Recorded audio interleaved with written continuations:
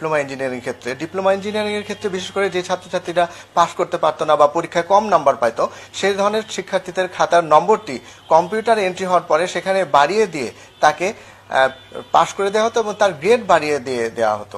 ডিপ্লোমাতে পড়িয়া হয়েছেন টেকনিশিয়ান, কিন্তু দাবি করেন নিজের ইঞ্জিনিয়ার।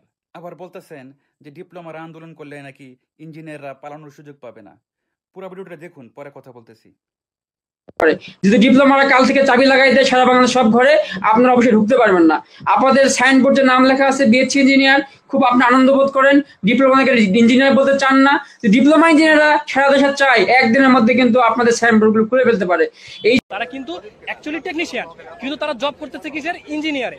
এখন এটা দেশের এবং দেশের প্রত্যেকটা মানুষের কাছে প্রশ্ন থাকবে, তারা আসলে কি চায়?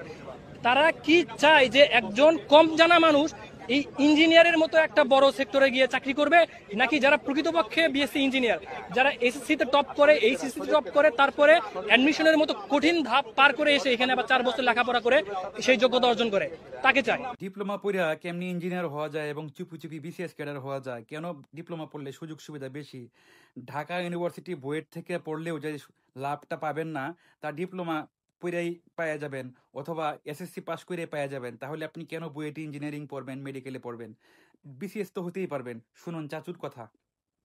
ডিপ্লোমা ইঞ্জিনিয়ারিং পাশ করলেই আমাদের চাকুরি ক্ষেত্রে সরকারি দশম গ্রেডে অর্থাৎ দ্বিতীয় শ্রেণী পদমর্যাদায় চাকরি পাওয়া হয়, যেখানে একজন মাস্টার্স হোল্ডার তার কিন্তু এসএসসি পাশের পরে অন্তত 10 থেকে 11 বছর পড়াশোনা করার পরেও অন্যান্য চাকরি পেতে মিনিমাম 3 বছর লাগে। সেক্ষেত্রে যদি একজন ডিপ্লোমা ইঞ্জিনিয়ারের কথা আমি বলি, এসএসসি পাশে 4 বছর পরে সে ইঞ্জিনিয়ার হয়ে যায় এবং পরবর্তী 2 বা 3 বছরের মধ্যে যদি সে চাকরি পেয়ে যায়, তার মানে 7ম বছরে বা 8ম বছরেও যদি চাকরি পেয়ে যায়, 5 বছর পরে অর্থাৎ 13তম বছরে সে কিন্তু ওই যে যারা বিসিএস দিয়ে 9ম গ্রেডে চাকরি করবে তাদের পদে তারা যাওয়ার সুযোগ হবে। সুতরাং অতিরিক্ত 12-13 বছর পড়াশোনা করে যদি আমি একই পদে যোগদান করি, সেক্ষেত্রে কেন আমি ডিপ্লোমা ইঞ্জিনিয়ারিং পড়ালেখা করব না?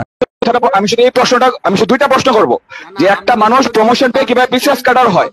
একটা আমার দুইটা প্রশ্নের উত্তরটা আমাদের কাছে সামনে পর্বের জন্য দুইটা প্রশ্ন আমি রেখে গেলাম। প্রথম প্রশ্নটা হচ্ছে যে ওনারা কিভাবে বিসিএস না দিয়েই, প্রিলি রিটেন ভাইবা না দিয়ে 12 সময়কে বিসিএস না বসে ওনারা কিভাবে বিসিএস ক্যাডার প্রমোশন হয়, এটা একটা প্রথম প্রশ্ন। 2 নম্বর প্রশ্ন হচ্ছে ওনারা যদি বলতেছেন যে ওনারা ডিপ্লোমা করছে, ডিপ্লোমা পরে বিএসসি করতেছে, ওনার পিএইচডি কেন? ওনার পিএইচডি করলেও ওনারা যদি আইবির মেম্বার না হয়ে থাকে, যেটা ওনারা বলে, তো আইবির মেম্বার না হলে ওনারা কিভাবে এখানে প্রকৌশলী পদ লাগিয়েছে? এই যে জয়নুল আবেদিন ভাই, আব্দুল বাতেন ভাই, ওনারা ইঞ্জিনিয়ার কিভাবে লাগাইলো? ওনারা আইবি মেম্বারশিপটা আমি তো জানতে চাই। যদি না থাকে তাহলে ইঞ্জিনিয়ারটা কিভাবে লাগাইছে এটা শুধু আমাকে বললেই হবে, বাস। এখন আসুন মেন কথায়। ব্যাপারটা হলো যে কেন এটা নিয়ে আন্দোলন হচ্ছে, কেন নিয়ে দুই পক্ষের গন্ডগোল হচ্ছে ডিপ্লোমা এবং বিএসসি ইঞ্জিনিয়ারদের। ব্যাপারটা হচ্ছে 10ম গ্রেড নিয়ে। 10ম গ্রেডে শুধুমাত্র ডিপ্লোমারাই অ্যাপ্লাই করতে পারবে, বিএসসিরা অ্যাপ্লাই করতে পারবে না। এটা নিয়ে তো গন্ডগোল, তাই না?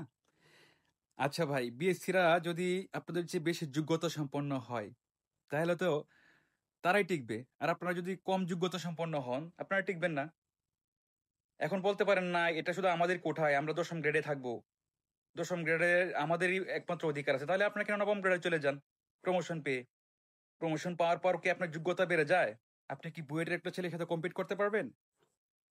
যে ছেলেটা টপ করলো স্কুল, কলেজ, ইউনিভার্সিটি, যে জায়গাগুলোতে মানে আপনারা সুযোগই পান নাই পড়ার জন্য, আপনি কোনোভাবে ধ্বজভঙ্গ একটা পলিটেকনিক্যাল থেকে পড়ে সেরা আপনি ইঞ্জিনিয়ার নামের পিছনে নিয়ে সেরা পরবর্তীতে আপনি হয়ে যাচ্ছেন সহকারী প্রকৌশলী।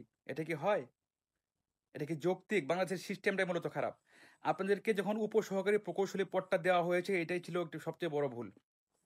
আপনাদের পদ দেওয়া দরকার ছিল জুনিয়র টেকনিশিয়ান। আর যদি আপনাদের কোনো ধরনের পদমর্যাদা বৃদ্ধির ক্ষেত্রে যদি বলা হতো, সেক্ষেত্রে আপনাদের সিনিয়র টেকনিশিয়ান পদটা দেওয়া যেতে পারতো। কিন্তু কোনো অবস্থাতেই আপনারা প্রকৌশলী না, এটা আপনারা দাবি করতে পারবেন না। এদেশের মানুষ এত বোকা না। কাজেই সব ব্যাপার নিয়ে লাফালাফি করবেন না। তো ভালো থাকবেন সবাই। আমার ভিডিওটি যারা এতক্ষণ দেখেছেন কষ্ট করে, তারা আমার চ্যানেলটাকে সাবস্ক্রাইব করবেন। আশা করি আরও এরকম ভিডিও পাবেন। আসসালামু আলাইকুম।